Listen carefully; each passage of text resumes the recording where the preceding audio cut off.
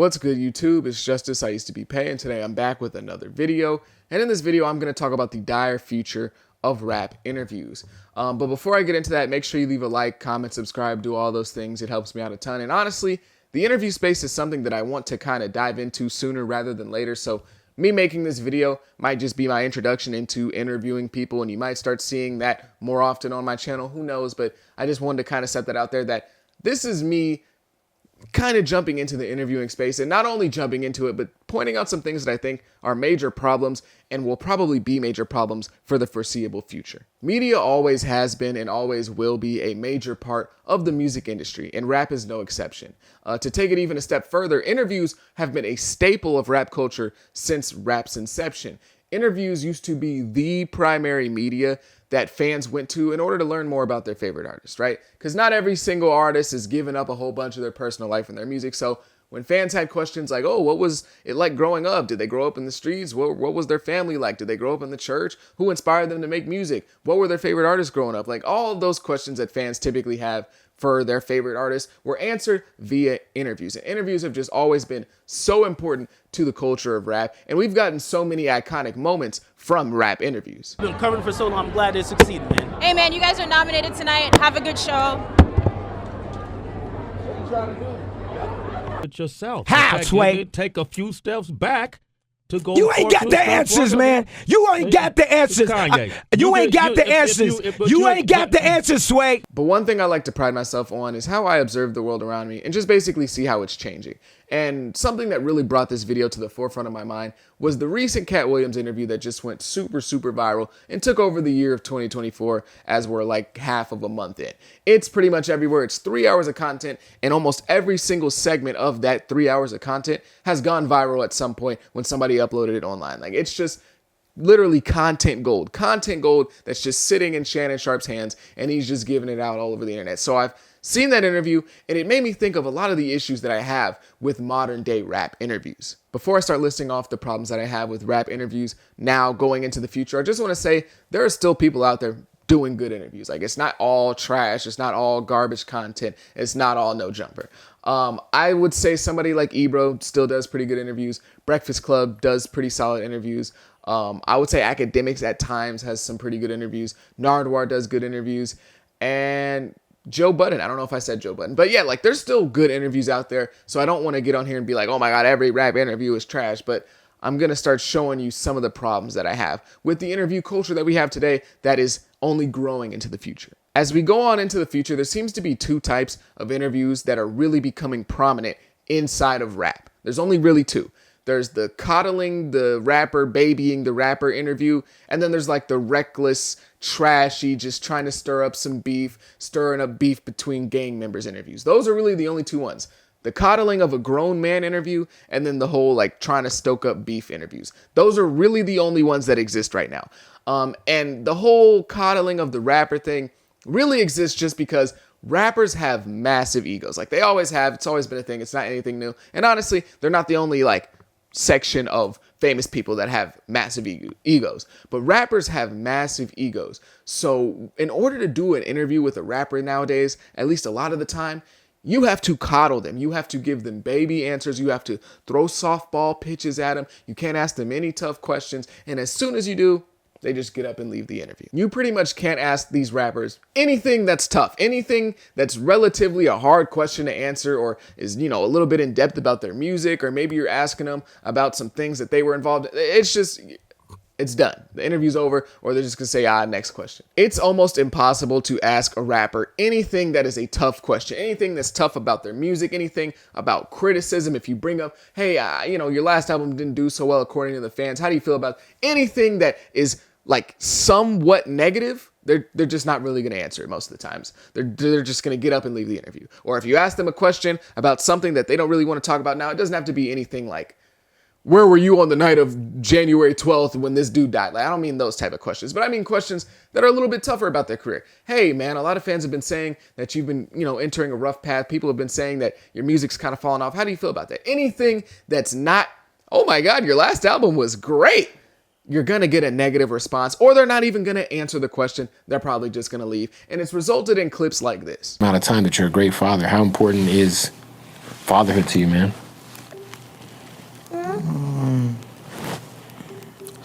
I'm not really big on it, to be honest.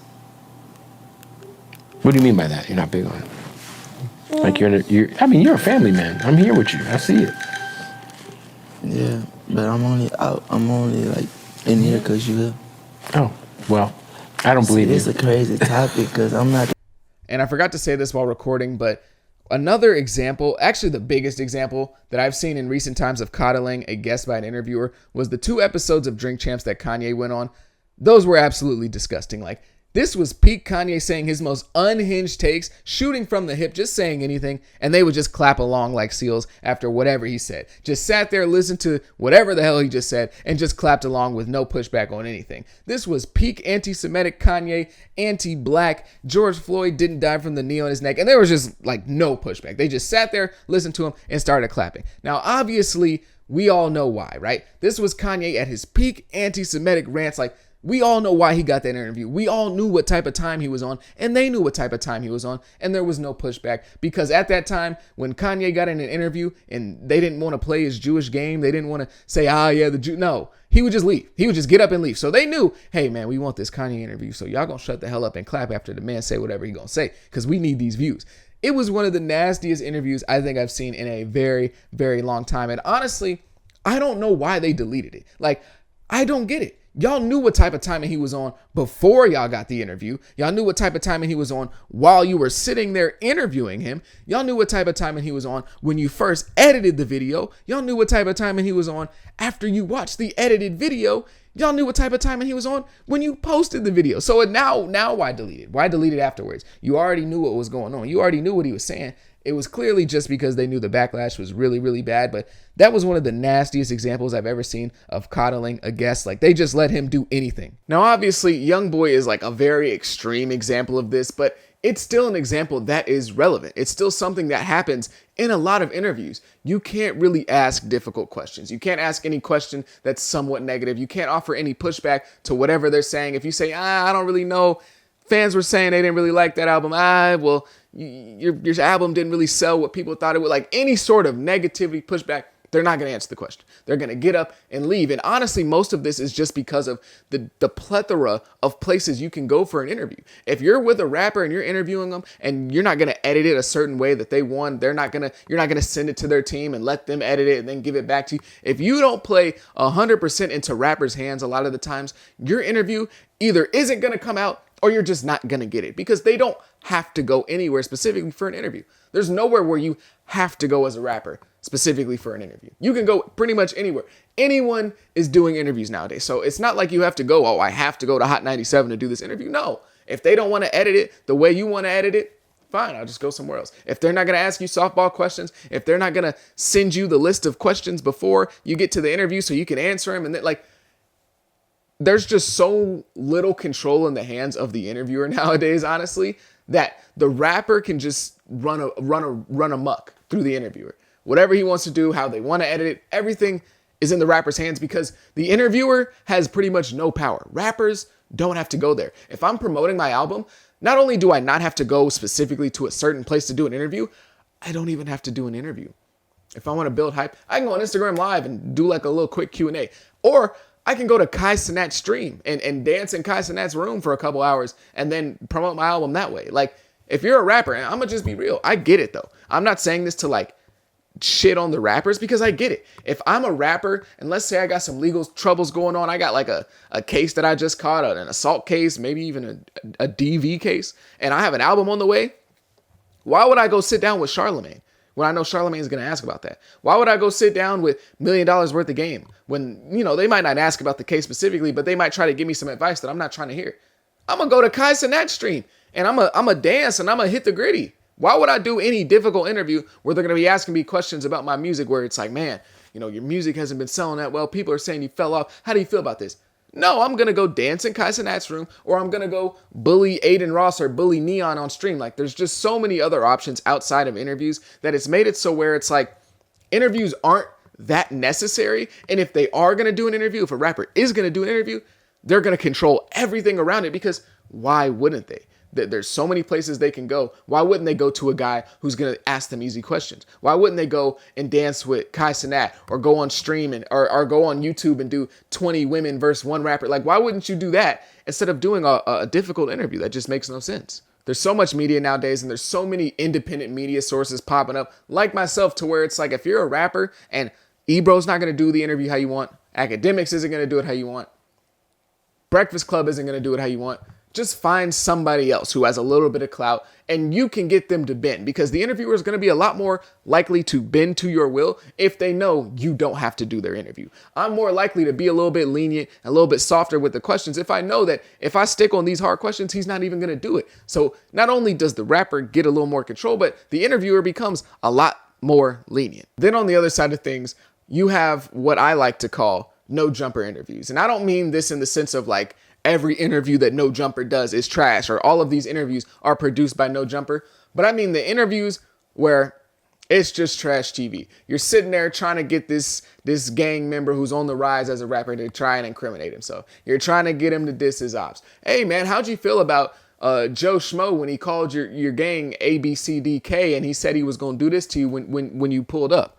Those type of interviews. The interviews where it's very clear that the interviewer is just being super messy. And it's not really like an interview, more so of just like a let's try to get some viral clip, right? Let's try to piss this rapper off. Let's try to get this rapper to go at somebody super hard. Let's try to get this rapper maybe to even get mad at the interviewer himself. Maybe we'll get a little beef between the interviewer and the interviewee. Maybe he'll spit on the interviewer like they did at No Jumper. Maybe they'll start fighting. Maybe they'll get into an all-out argument where they're screaming just insults at each other and nothing really productive in terms of learning about that person is done in the interview. That's what I mean by No Jumper interviews. Now, obviously, it's called a No Jumper interview for a reason because they do them a lot. But in general, this is kind of a growing thing in the interview space in rap. It's kind of becoming like the baddie show of the interview game, where interviewers are just trying to stoke up beef. They're just trying to get viral clips talking about somebody else who the interviewer doesn't like or the interviewee doesn't like. And it's really just trashy, and it's kind of just like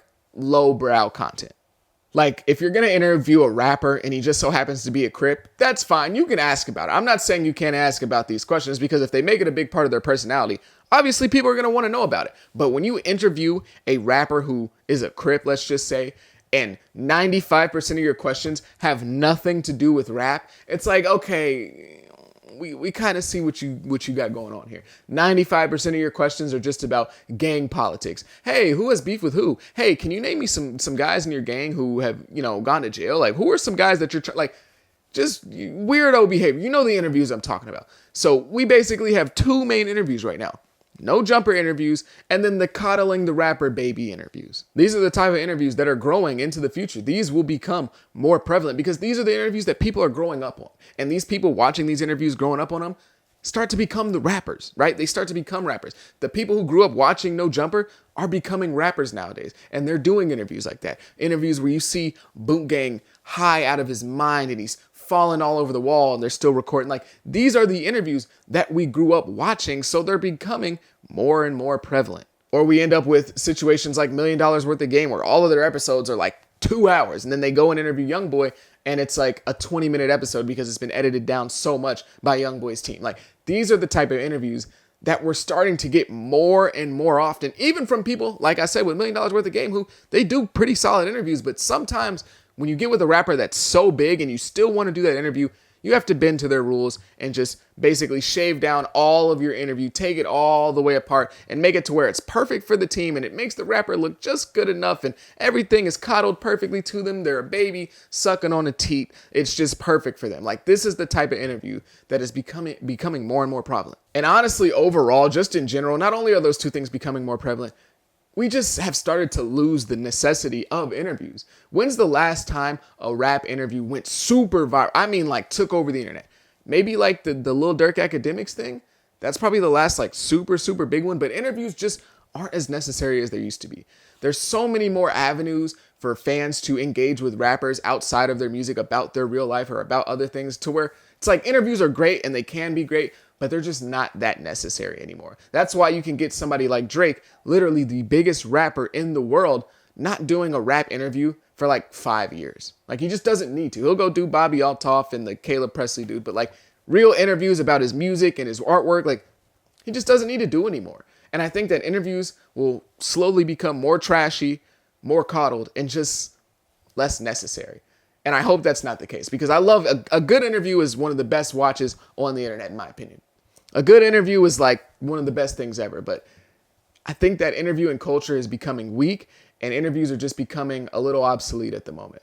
But maybe I'm wrong. Maybe I don't know what I'm talking about. Maybe you guys love the no jumper interviews where they're throwing water at each other and Sharp is cussing out some lady, and then, I don't know, the gang gets brought up and I don't know. Maybe you like that type of stuff. Maybe that's what's just the future and I have to adjust to it. Maybe you like the interviews where it's edited 4,500 times throughout and the team is being mad at the interviewer for asking certain questions. Maybe you like that. I don't know. Maybe I'm wrong, but that's just my opinion. If you agree, if you disagree, leave a like, comment down below, share, do all that. Again, let me know. Maybe I'm dumb. Maybe I don't know what I'm talking about. Maybe you agree. But either way, if you made it this far, I greatly appreciate it. Have a good day. Be safe. Be blessed. Peace.